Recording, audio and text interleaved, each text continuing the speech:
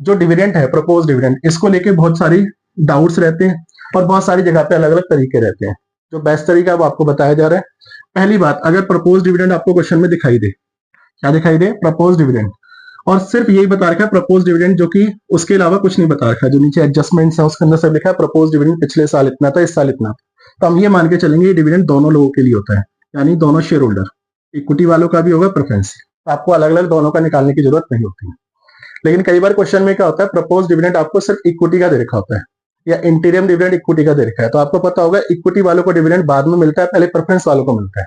तो अगर क्वेश्चन कह रहा है इक्विटी वालों को आपने डिविडेंड दिया, तो कहीं ना कहीं इससे पहले किसको दिया होगा आपने, प्रेफरेंस वालों को, तो उसमें आपको प्रेफरेंस का अलग से कैलकुलेट करना पड़ेगा।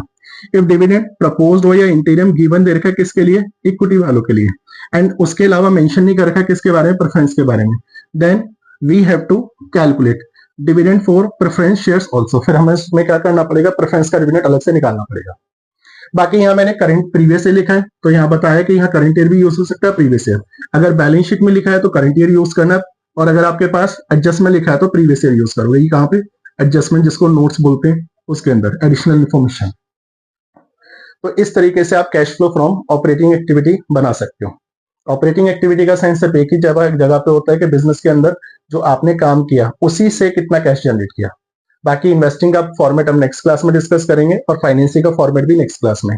एक इसके अंदर पॉइंट रहता है किसको लेकर, कि प्रोविजन फॉर टैक्स का अकाउंट बनाना पड़ता है, वो हम नेक्स्ट क्लास में डिस्कस कर लेंगे। क्लियर है, एक बार आप इसे देख लेना, अगर किसी को डाउट हो, दिक्कत हो तो पूछ लेना। मिलते हैं नेक्स्ट क्लास में।